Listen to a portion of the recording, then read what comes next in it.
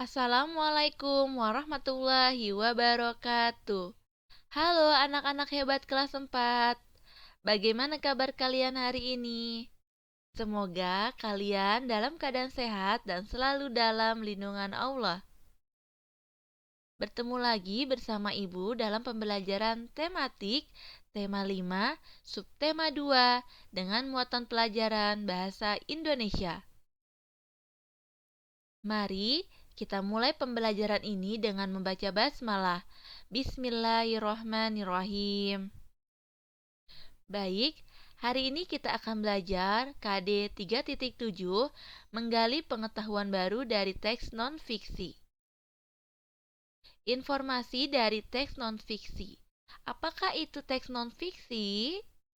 Ya, teks non-fiksi adalah teks yang isinya berdasarkan kenyataan, baik tempat maupun peristiwanya.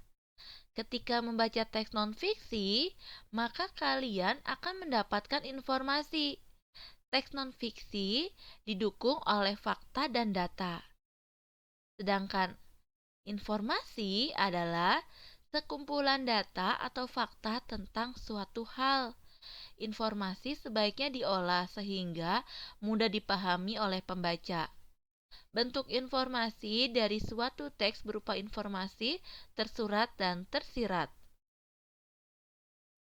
Bentuk informasi dari suatu teks berupa informasi tersurat dan tersirat. Nah, apakah itu informasi tersurat dan tersirat? Ya, informasi tersurat merupakan informasi yang secara jelas dapat kita temukan di dalam teks. Sedangkan informasi tersirat adalah informasi yang tidak disajikan secara langsung di dalam teks. Untuk mendapatkan kedua jenis informasi tersebut, kita perlu membaca sebuah teks dengan cermat. Selanjutnya, menuliskan informasi dari teks pada tabel. Setelah menemukan beberapa informasi penting di dalam teks, kita dapat membuat catatan singkat mengenai hal-hal pokok yang ingin dibicarakan. Catatan tersebut dapat disajikan dalam bentuk tabel. Semua informasi penting yang telah kita tulis di tabel akan memudahkan kita saat menceritakan kembali isi teks yang telah kita baca tersebut. Selain semua informasi penting dari teks, kita dapat juga mengetahui informasi lainnya. Informasi tersebut bisa terkait langsung dengan teks atau tidak terkait langsung dengan teks. Bacalah teks berikut dengan seksama. Tuanku Imam Bonjol yang memiliki nama lengkap Muhammad Shahab merupakan salah satu pahlawan Indonesia. Beliau lahir di Pasaman, Sumatera Barat pada tahun 1772 dan wafat di usia 92 tahun pada tanggal 8 November 1864.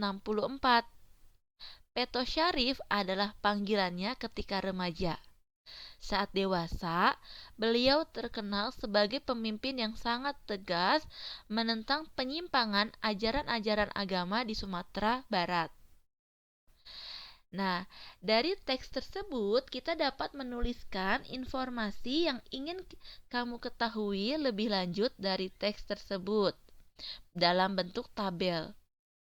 Nah, ini contohnya. Ada sebuah tabel. Dari teks tersebut kita dapat menuliskan apa yang kamu ketahui tentang Tuanku Imam Bonjol. Contohnya nama lengkapnya, lahirnya, wafatnya, nama panggilannya, dan sikap kepemimpinannya. Selain itu, dalam tabel kita juga bisa mengetahui apa yang ingin kamu ketahui lebih lanjut tentang Tuanku Imam Bonjol. Contohnya seperti siapakah orang tua Tuanku Imam Bonjol, bagaimana latar belakang pendidikannya, apa saja yang dilakukan saat masih masa mudanya, siapakah istri dan anaknya, lalu apa perannya dalam melawan penjajah, dan apa saja peninggalan sejarah yang diwariskan oleh Tuanku Imam Bonjol. Selanjutnya, menuliskan informasi dari teks pada tabel. Sebelum kita lebih lanjut mempelajari cara menuliskan informasi penting dari teks ke dalam bentuk tabel, informasi pokok tersebut menjadi lebih mudah diingat. Semua informasi penting juga dapat kita gunakan sebagai panduan dalam menuliskan kembali isi teks menggunakan bahasa sendiri. Cara menuliskan informasi dari teks pada tabel yaitu membaca informasi dalam tabel dengan seksama, mencari hubungan antara informasi yang satu dengan informasi yang lainnya, lalu merangkai informasi-informasi tersebut ke dalam tulisan secara urut dengan menggunakan bahasa Indonesia yang baik dan benar. Nah, ini ada contohnya. Ada sebuah tabel berisi tentang informasi tentang Pangeran Diponegoro. Selanjutnya, kita dapat mencari hubungan antar informasi. Lalu, kita rangkai informasi ke dalam bentuk tulisan seperti berikut. Selanjutnya, menyampaikan informasi dari teks visual. Sebelumnya, kita telah belajar cara menuliskan informasi teks dalam tabel. Sekarang, kita akan mencoba menuliskan kembali informasi yang sudah kita ketahui dan yang ingin kita ketahui lebih lanjut dari sebuah teks visual. Teks visual terdiri atas gambar dan teks.